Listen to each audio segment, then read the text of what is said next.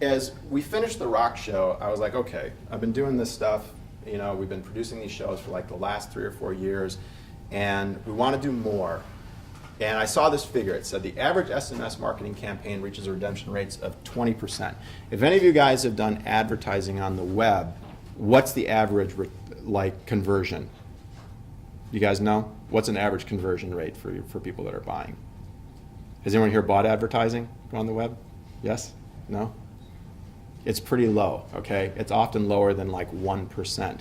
So what happens is that you get people, flooding networks, usually in very targeted ways because of what we can do with segmentation, but sending out hundreds upon millions of impressions to try to get the conversion or the click-through to the area of response that we want. The research in the industry was saying that SMS marketing was getting like this amazing response rate, and I was like, yeah, which carrier paid for that? I couldn't believe it because it seemed insane. So I thought, let's try to do something different with this next project that we put forward. So not only with the next project, which was completed in the spring term, which was another interactive show called America Live. It was a theatrical production. We decided we were going to run an integrated media campaign, run metrics, and actually try to do some research on how people were responding to specific calls to action using mobile devices, using different modalities. And it gives me great pleasure actually to hand the baton over right now, because although I could speak to it, a majority of the work was done in my capstone 450 class, and I have 3 representatives who have joined us here today that are going to deliver their research that they compiled and their conclusions from the semester as well. So if you would, welcome please Matt Vroman, Alex Miner, and Adam Zimmerman. Thank you.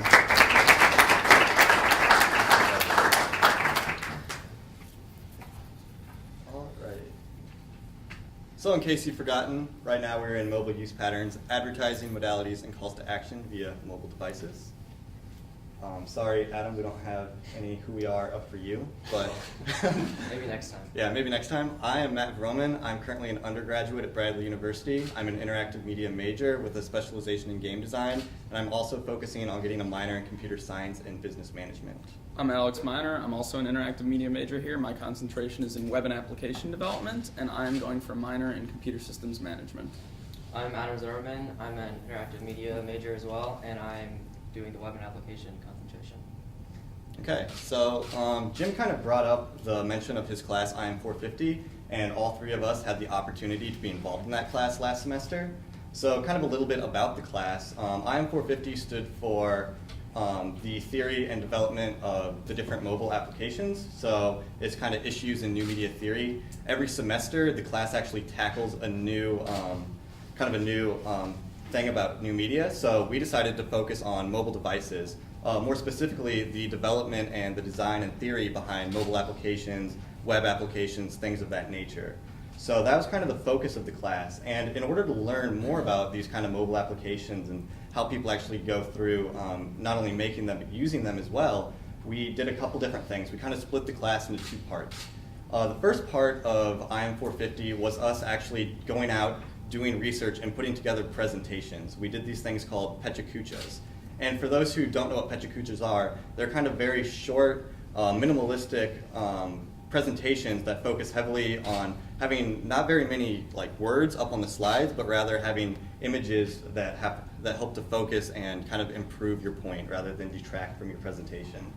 So during those presentations, we did research on things such as mobile operators and how they're using devices these days. We did research on the different interfaces that are used within mobile devices. We did research on usability and how people actually interact with their devices, things of that nature. So that really laid out the groundwork for what we learned about mobile, and it kind of set us up for the second half of the semester. The second half of the semester, as Jim mentioned, we actually did a kind of mobile research project where we went out and we put together this campaign, and we actually did all the research ourselves and compiled a paper that actually talks about our studies and our findings. So for this, we had to kind of define a research goal. We needed to know, what exactly do we want to focus on when it comes to mobile. We decided to go with the question of how do people interact with their mobile devices in their everyday life?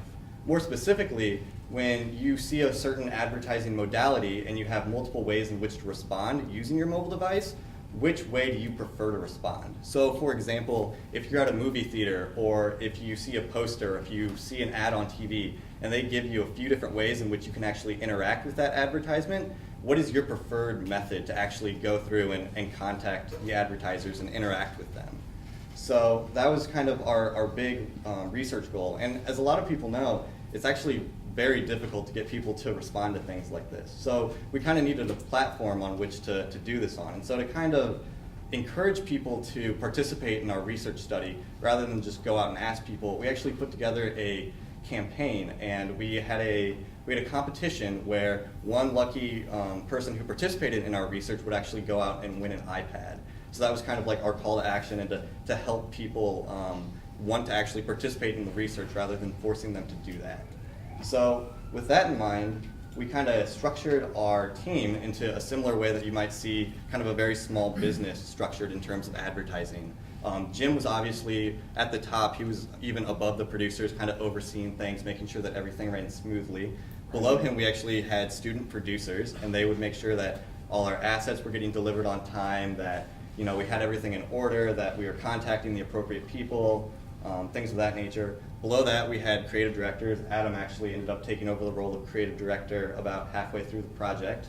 And what he would do is he would kind of lay out the template for where our designs needed to go, to make sure we had consistent branding throughout all our different modalities that we ended up using, things of that nature. He also kind of oversaw the design team to make sure that all their designs that they were doing were indeed consistent with his creative idea and his creative direction. So below the creative director, we had the design team who worked with Adam. We also had the development team, and these were the guys that put together the whole back-end system. Obviously, we had a research goal that we were aiming for, but we needed a way to actually collect that data and organize it into a very consistent fashion. And so our development team actually put some stuff together that allowed us to easily collect and sort and look at that data and compare it to each other. And then finally, we had the deployment team, and these were the kids that would go out and distribute the posters around campus, go around Peoria, post the YouTube videos, things of that nature, just deploy all the modalities that we ended up making. So we had this research goal. We wanted to find out how people use their mobile phones, and we kind of had an idea that we should use this competition for iPads. But we didn't really have any branding as far as this went. And as Jim mentioned, at the time there was another class, I'm 413, that was doing a theater production, or an interactive theater production with the theater department at Bradley University. And they were doing this show called America Live, and it was a very interactive piece where the students or the audience could actually take part in debates on stage. They could influence the outcome of the show. They could text in answers. They could text in votes. They could do so much more than you would expect from a regular theater show. And so rather than kind of develop our own brand for this research project, we decided that we should focus on building off of America Live and kind of use that as our basis for our brand. So America Live is kind of a very political, almost patriotic style of show. And so obviously we kind of adopted the red, white, and blue style of font, things of that nature. We worked off a lot of the assets that had already been made for the actual production in order to make sure that our branding was actually consistent with the branding of America Live. So we finally had, brand. We finally knew what we were doing with the contest. We were giving away a free iPad, and we knew what our research goal was. But we still needed to figure out the different ways in which people could actually interact with us and respond and help us, gather our data. So we decided that to determine how people use their phones, we should give them 3 different options on how to actually interact with our research. So the first type was text messaging. This is, everyone these days texts. It's extremely common. Even, my parents recently got into texting, and that's been an experience. But texting is a very common way to use mobile devices, and this is also one of the most accessible ways for people who don't have smartphones. Not everyone can use QR codes, not everyone can access mobile web, but almost everyone has access to texting. So this was definitely, a huge response type that we wanted to include and look at when it came to analyzing our data. So what you could do is, Jim kind of mentioned with the gala how people could text in their answers and it would display up on the screen. Well, instead of displaying stuff up on a screen, instead what we would do is we would take what they texted us and put it into a database. So we would prompt them with questions such as, what's more American on a hot dog, ketchup or mustard? And they would text in, oh, I think ketchup's more American. And so we would take that data, we'd throw it into our database, and then we could use that later to analyze and see, who it is that's texting in and what it is about them that we can relate to our data. After that, we also had QR codes. For those who don't know, QR stands for quick response. It's basically kind of like a multi-dimensional barcode, and all you have to do is take a picture of it, and it will redirect you to a mobile URL. So for those who have mobile web, or most smartphones have some sort of accessibility to QR, people had the opportunity to go and visit our competition via QR. So that was just another way that we allowed them to interact with us. And finally, we had web URL. So we had the mobile site that was designed specifically for if you did QR code, but we also had the web, where if you were sitting at a stationary computer, or if you were on an iPad and you didn't want to use the mobile style sheet, you could go to this web URL and enter the answer to whatever the question was, and then obviously it would enter you to win the iPad. We'd generate a lottery number for you and tell you when it was that you should watch the America Live show to actually see if you'd won. So that was just another way we did it. As far as development goes, this is kind of what the backend team was doing.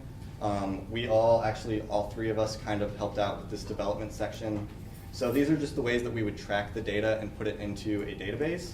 For example, if you visited the website via QR or URL, we would use things such as Google Analytics, which would tell us where they came from, how long they spent on average on a page, things of that nature, very helpful data to collect. We also had HTTP user agent, which was something that would tell us what mobile browser they were using. So it was very easy to tell, okay, this person's on a desktop computer, this person's using Firefox, this person's using Safari, this person is accessing it from their BlackBerry. So it was very easy to distinguish between who was coming here mobily and who was preferring to come here via their desktop or in an mobile setting.